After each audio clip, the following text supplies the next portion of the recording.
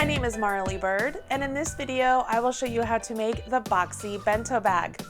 This bag was designed by my friend Quaylen Stark, and it is fashionable and fun. If you can make half double crochets, you can absolutely make this stylish accessory. The first thing you need to do is get that free pattern. I've put a link to it in the video description box right below this video. When you have your free pattern, gather your materials, join me back here. We will get started on how to make the square, and then we will jump into all the little extra bits you need to know. Trust me, you can make this bag in no time. Every time you get a new pattern, make sure you take a look at the full materials list to be certain that you have the recommended yarn and hook for this pattern. Pay attention to the measurements and the gauge so that way you can adjust your hook to obtain the correct gauge if necessary. And then pay attention to the special techniques. If there is a special technique written that you don't know how to do, it might be that you need to seek out some extra instruction or just watch my video. This bag is made up of 3 simple squares. There's a middle square and then 2 edge squares that have this handle created when we get to rounds 18, 19, and 20. All 3 of the squares are constructed the same, and once you get past round 2, it is just a matter of changing colors as you follow along. So really, we need to understand round 2 in order to complete all 3 squares. Let's go ahead, grab our yarn and our hook, and get started with the middle square. The pattern is written for a magic ring. Place the tail of your yarn in the palm of your hand and wrap your working yarn around your forefinger and your middle finger and come back up. Cross over that yarn and turn your hand over. Take your hook, go underneath the front loop and grab the back loop and pull it up just like so. Your fingers are through the circle that you will be working into, or the ring. So what I want you to do is where the yarn crosses over, I want you to take your hand out and pinch that crossover point, okay? So now you have a loop on your hook and you have that pinched point. See that pinched point? I'm going to hold it there and readjust my yarn. Okay, so I have a loop on my hook and I have my pinch point right here and I have this big open ring, okay? That's where we will create our stitches. So for round 1, we chain 2. So chain 1, chain 2. This chain 2 does not count as a stitch. However, at the end of the round, Quaylen has us join with a slip stitch into that second chain.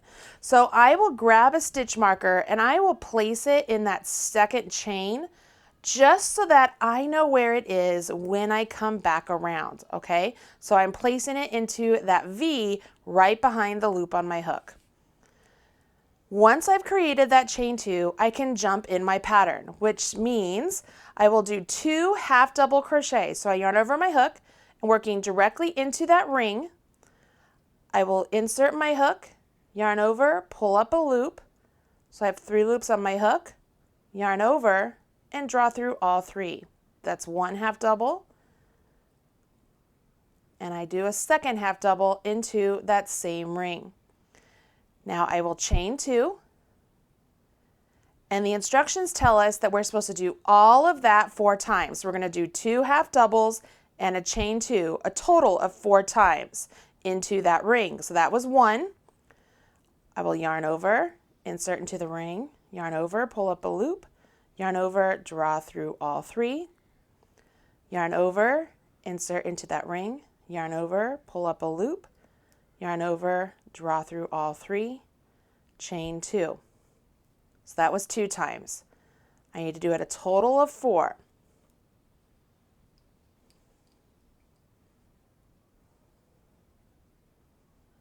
There's 3.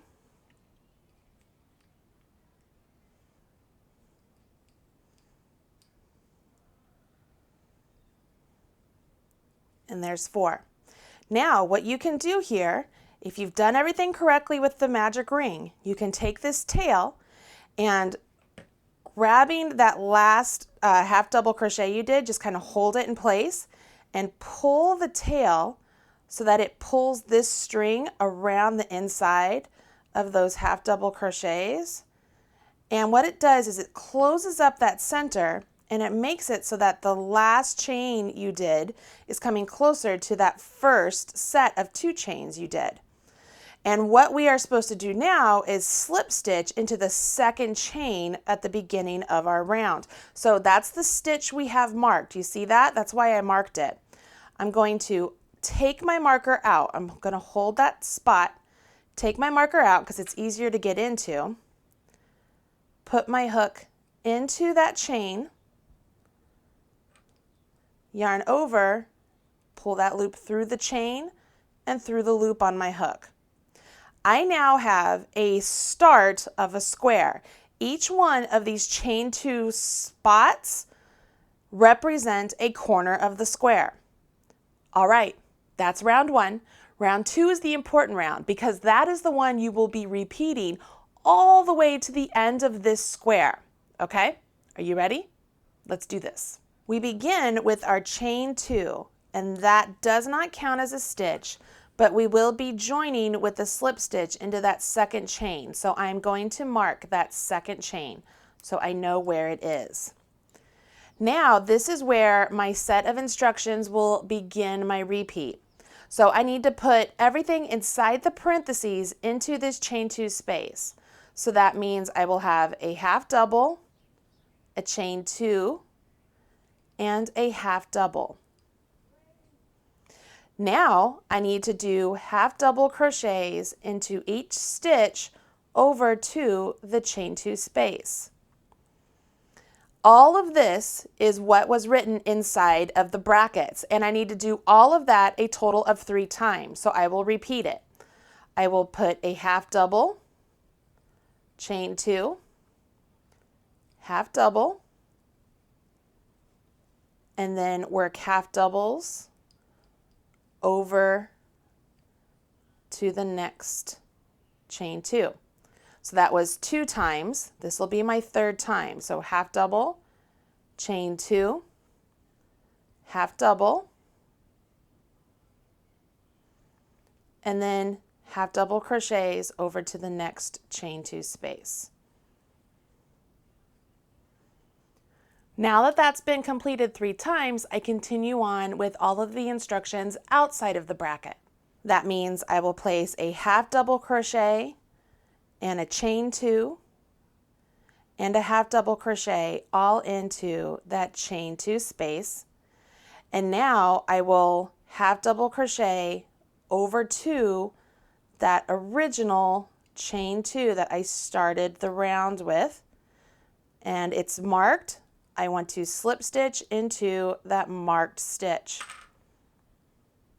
Okay, I'm going to slip stitch into that marked stitch, pull that through, and that completes round 2. As you continue on, rounds 3 through 5 use the same color, and it's just a repeat of round 2.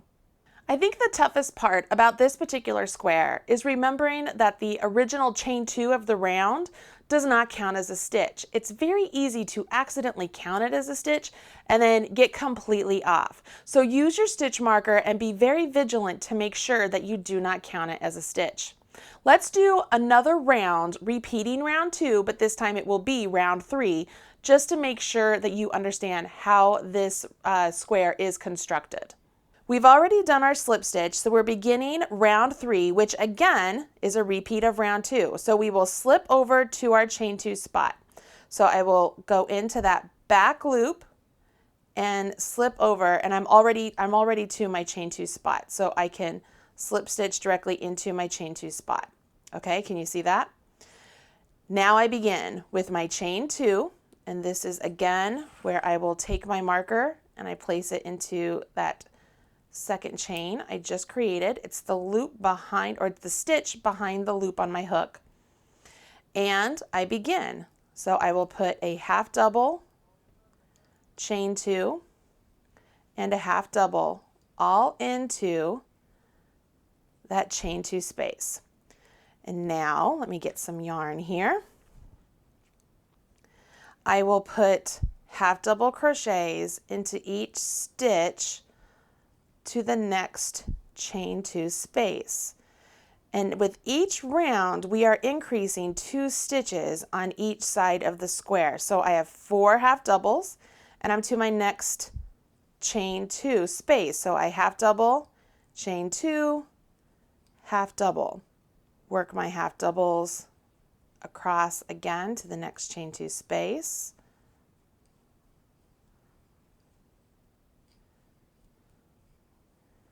And then work my half double, chain 2, and then half double. My yarn is creeping up on me. Work over to the next chain 2 space.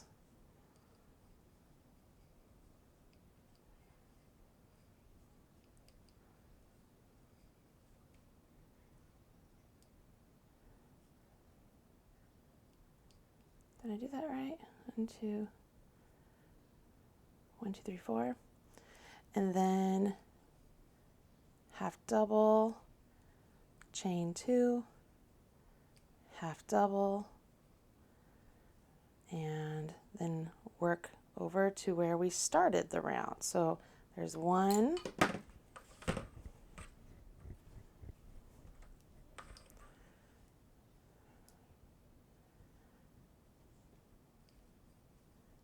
2,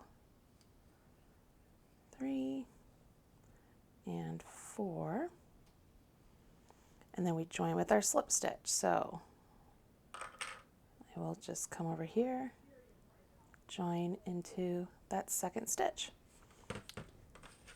and there you have it.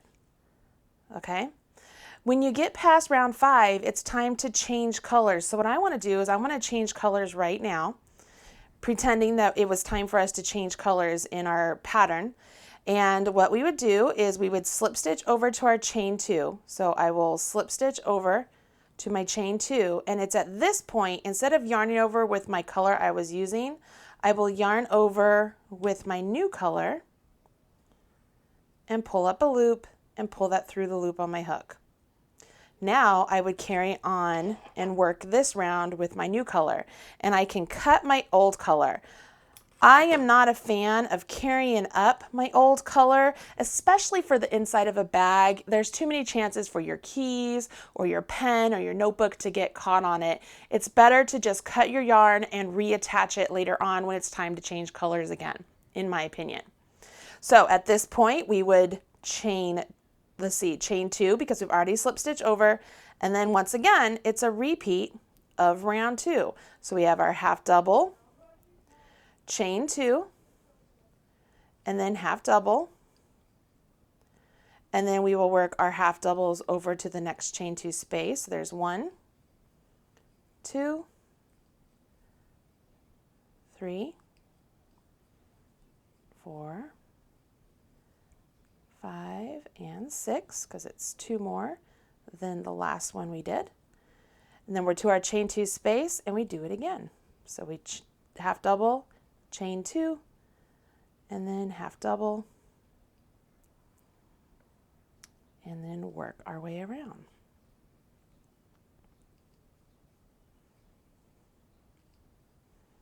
Okay, I'm going to get to the next chain 2 space, and I'm going to pause for a second because we are actually going to jump ahead because it's a good point to do so.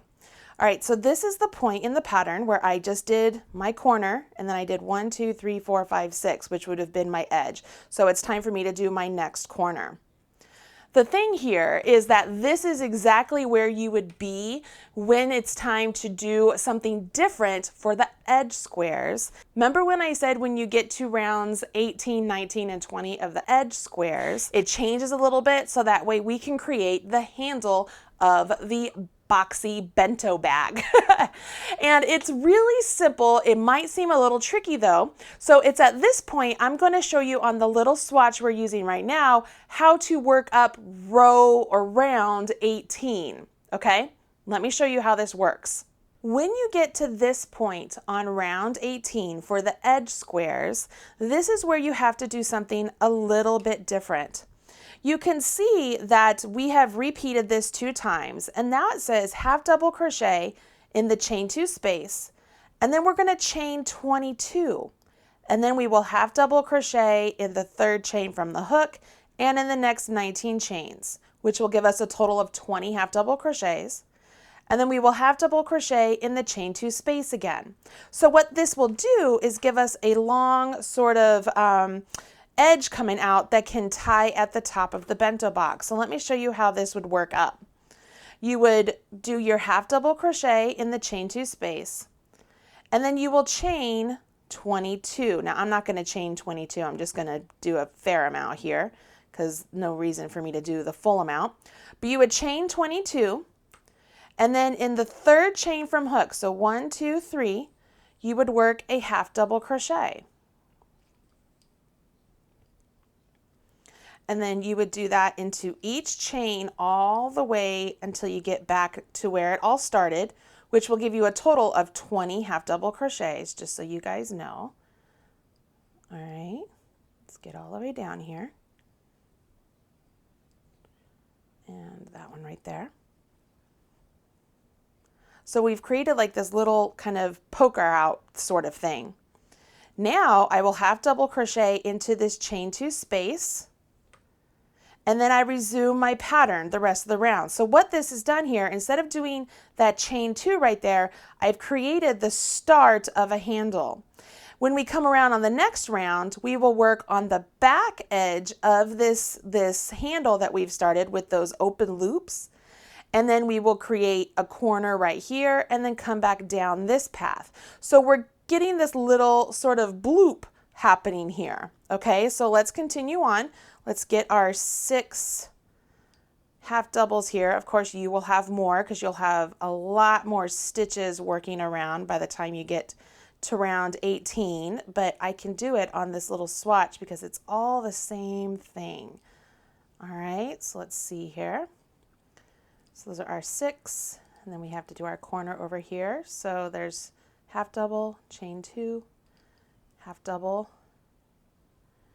and then let me get these in here. 1, 2, 3, 4, and 5, and 6.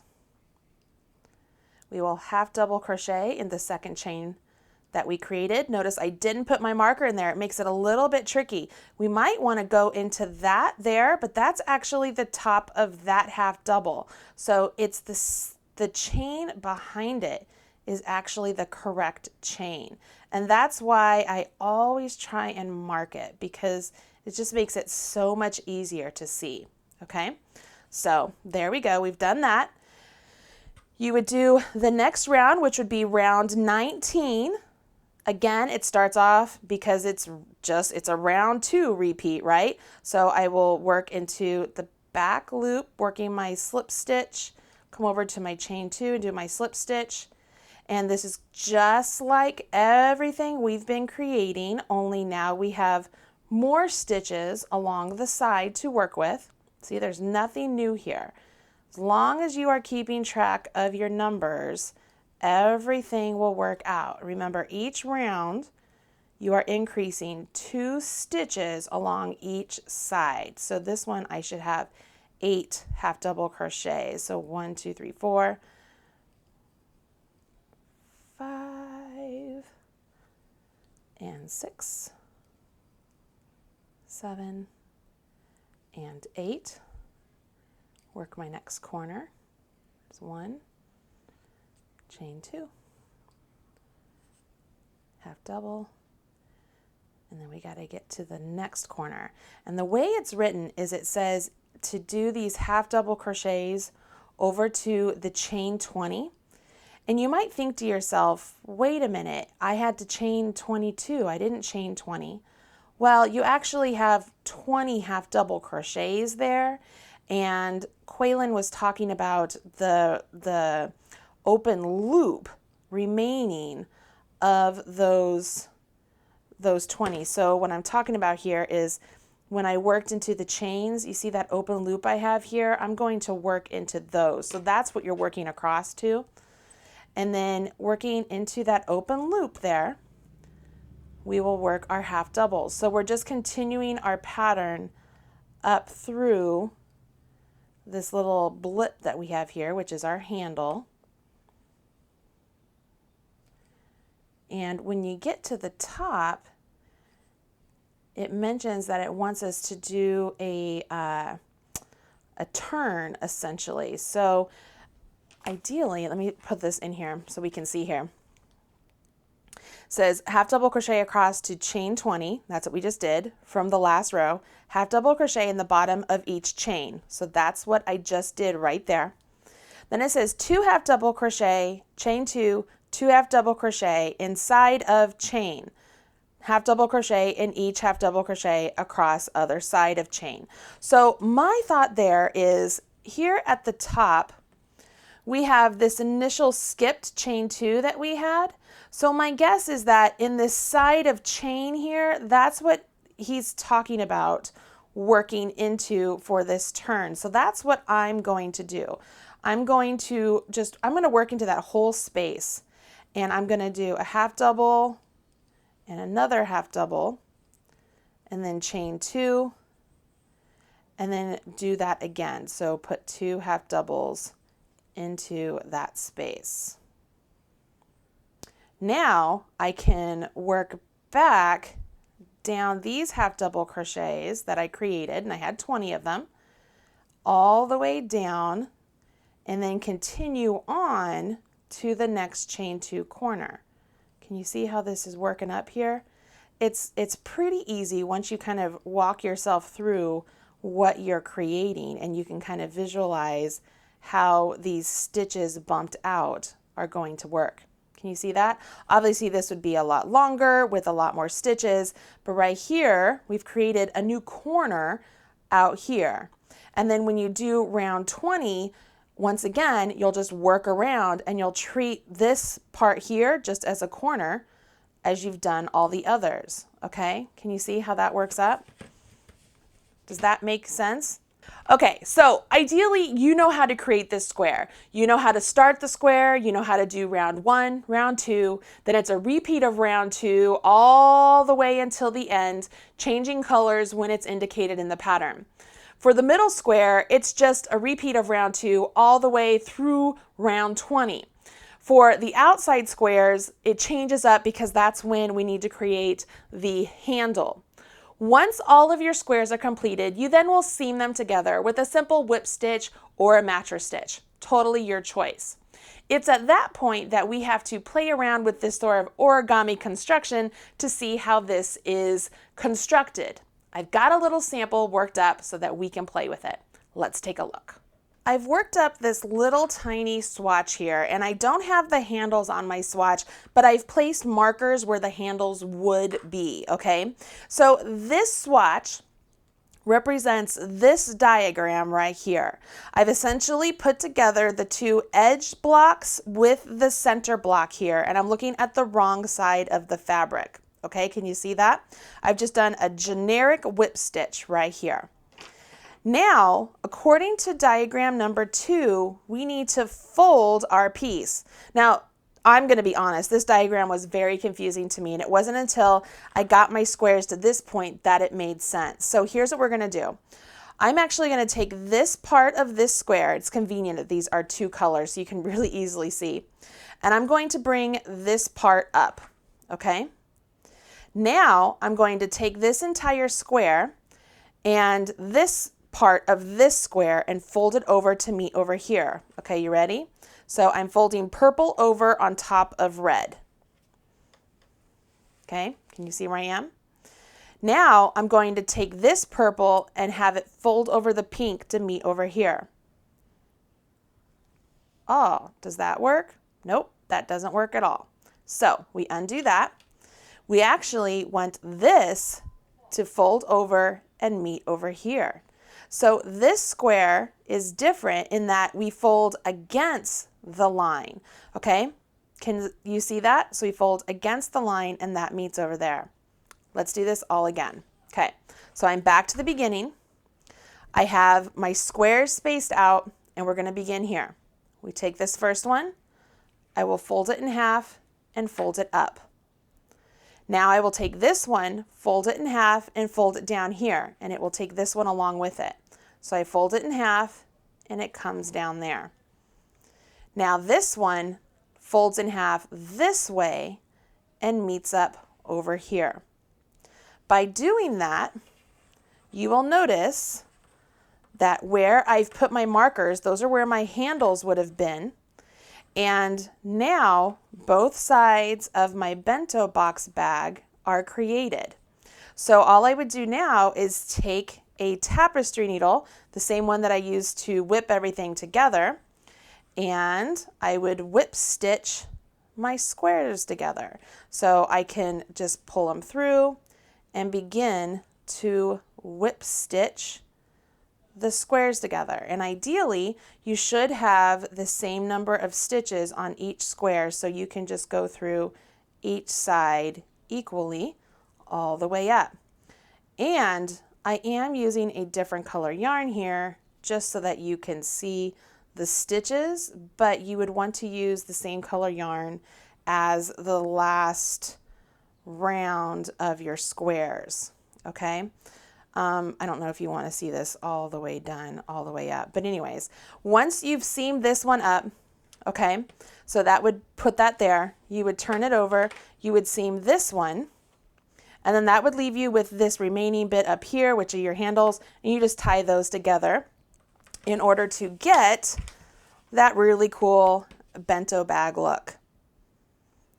I told you that this is not as confusing as it might seem. As long as you know half double crochets and you keep track of where the beginning of your rounds are and where you need to keep those corners, you're good to go. I hope you enjoyed this video, you learned something new. I really would love to see your finished project. Make sure you share with me on social media. Use hashtag #MarleyBird or hashtag #YarnSpirations so that way I can find your project and smash your like button.